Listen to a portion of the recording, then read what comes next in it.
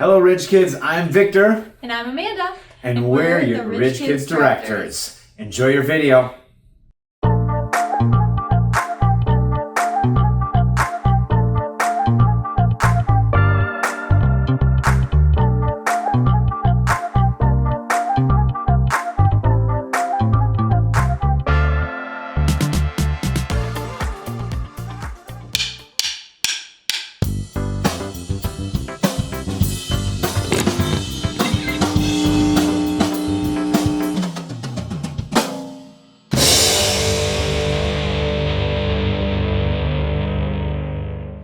Have you ever asked yourself, what would Jesus do?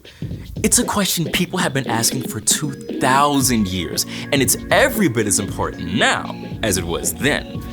So, what would Jesus do? Well, we don't have to guess. Jesus showed us and told us himself. Love God, love others. So, when your brother is sad, you can love by listening and encouraging. When your friends argue, you can love by not taking sides and helping to make peace. But living like Jesus is hard if you're not spending time with Jesus. You can read or listen to stories of Jesus in the Gospels, Matthew, Mark, Luke, and John, all about the things Jesus said and did. You can also talk with Jesus, just like a friend. Tell him what you're excited about or what's worrying you. Ask for his help and wisdom. Jesus might bring a verse or picture to your mind or a sense of peace in your heart. The more time you spend with Jesus, the more you can become like Jesus. Then God can work through you to change the world around you. That's why loving like Jesus is an amazing way to worship God with your life. Because worship is about more than just singing loud. It's all about living loud. Welcome to Story Lab. This week, we're taking a look at some ways you can give the people around you a boost.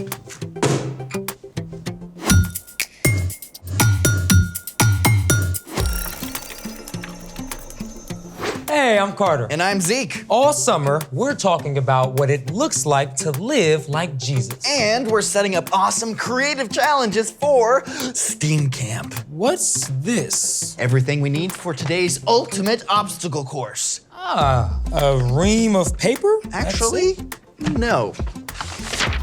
This is all we actually need. Oh, we're gonna have some bored campers. Think positive, my friend. We can do this. Are you ready? Let's try it. First challenge, campers. Make a bridge using this sheet of paper and 2 cans that can hold up a 3rd can. Okay. Like this?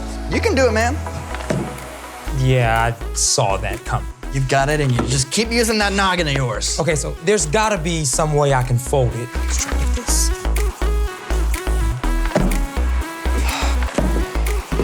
There's gotta be an obvious way to this. Is that polka? What's the instrument that they use? The cello. What? No. The violin. It's polka. Oh, it's an accordion. Oh, accordion fold. You got it. First fold. Starting off strong.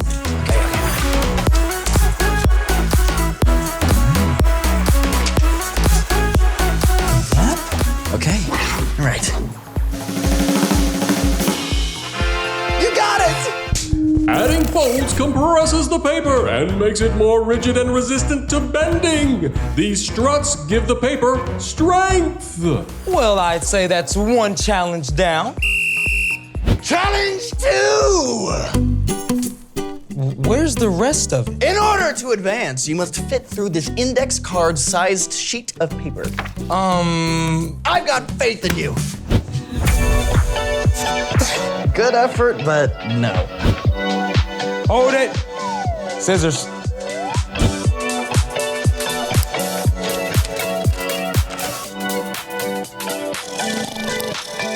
Done. Ooh, oh. Check this out. See? Well played. Challenge 3. Press this paper up against the wall using your shoulder. Great. Next, press your right leg up against the wall and your foot. Awesome. Okay. Final step, lift your left leg up off the ground and stand on one foot. Okay. Oh, okay, that was odd. You'll figure it out, don't worry. I slipped. Okay, I got it this time. Yep. Yeah. Here we go. Yep. Ooh, I know a trick. Okay. That's cheating. That's cheating? Yes. What? I know I can balance on one foot. Okay, I got this.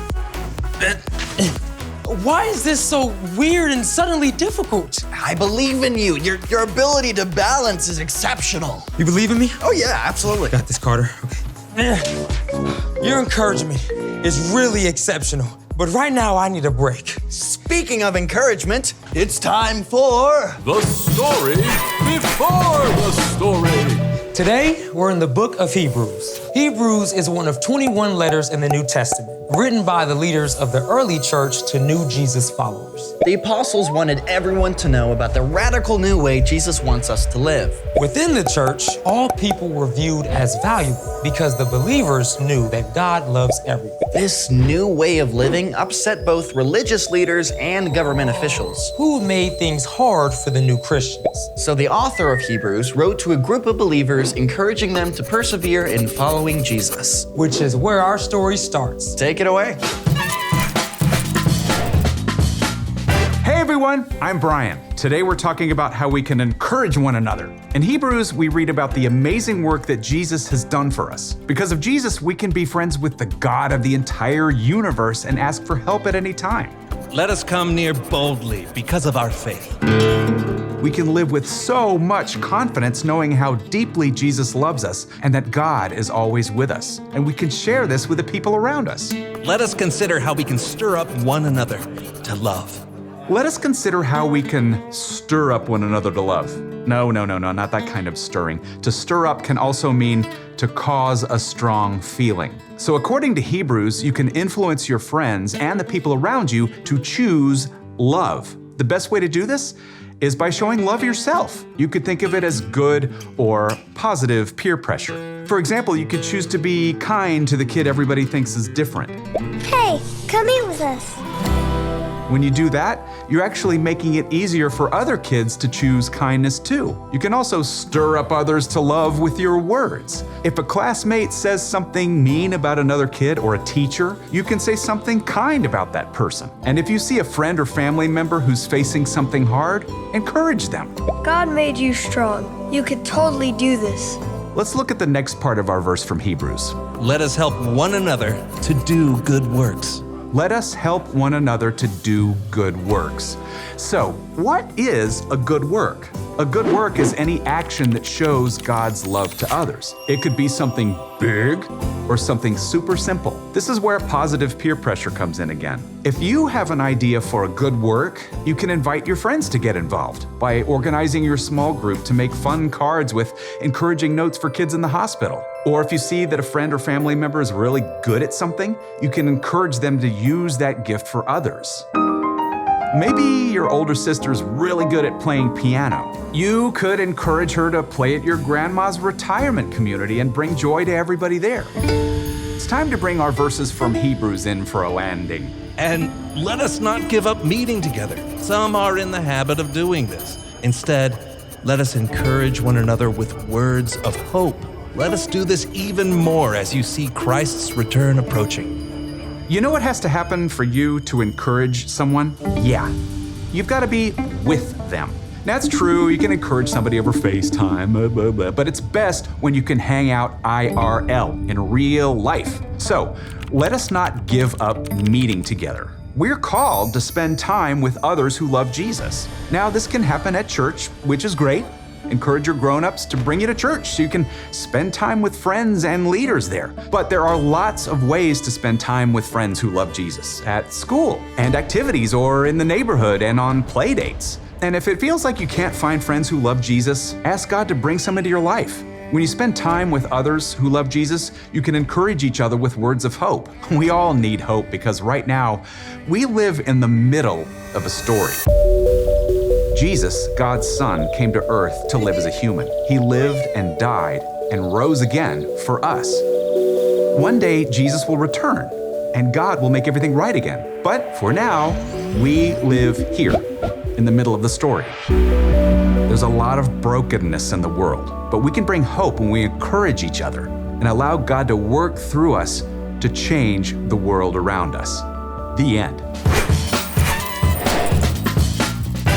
What an awesome story. Way to go.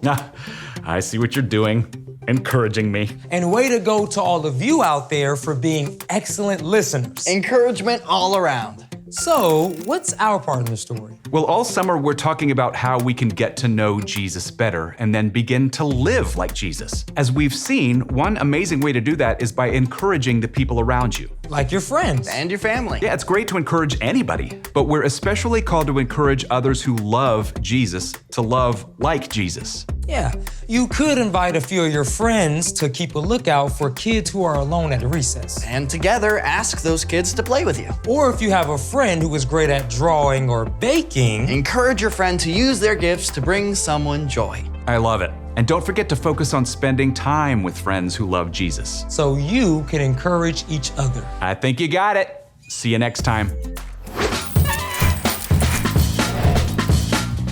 So here's the thing. Encourage one another. Whether you're at school, at home, or the story lab. All right, you want to try this again? I know you can do this. I don't think I can. Man, it's literally impossible. Yes, you win. It is literally impossible to lift one leg while the other is against the wall. Ah, center of gravity. So against the wall, I couldn't lean to counterbalance my weight. Thanks for joining us in the Story Lab. See you next time. Okay, well, let's see you try it. I just told you it was impossible. Yeah, but you're on the other side. Oh, right. You did right arm, right leg. I could do left arm, left leg. That might work. You got this. All right. Go. No, that doesn't work. Well, let's try something. Okay. Okay, so put it back here. All right. Okay. You and I'm gonna lean on you. Okay. And then. Yep. Right. Okay. Right. 3, 2, 1.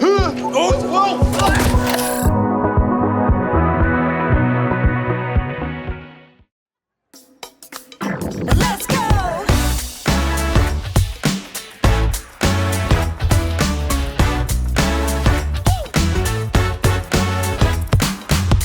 I'm stepping out to a world so bright, ready to discover how to shine your light. Jesus, you're everything, my best friend.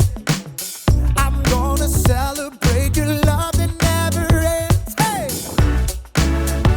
Teach me and show me how to love like you do, so I can live it out, live it out. That's what it's all about. I can live it out, live it out. That's what it's all about. Live it out.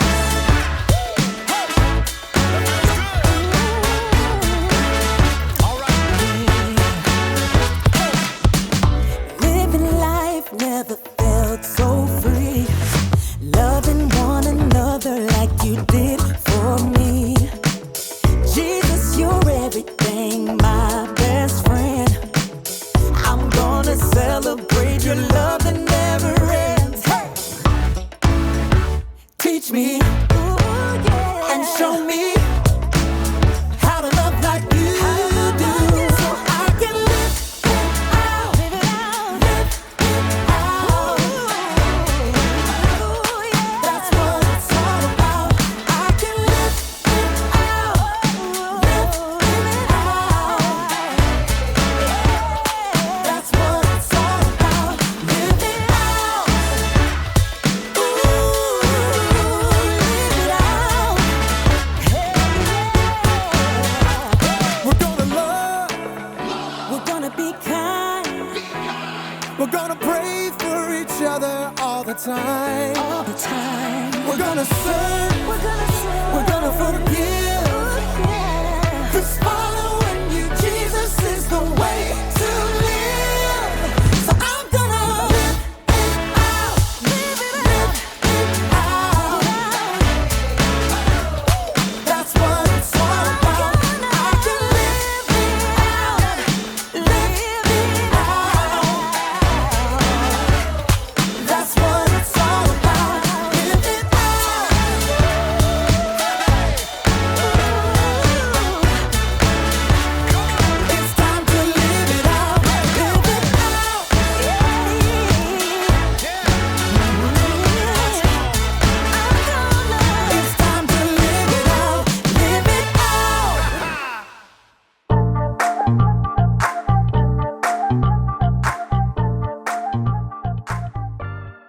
Hey Ridge Kids, we hope you enjoyed the video this week. And if you did, hit that like button and subscribe.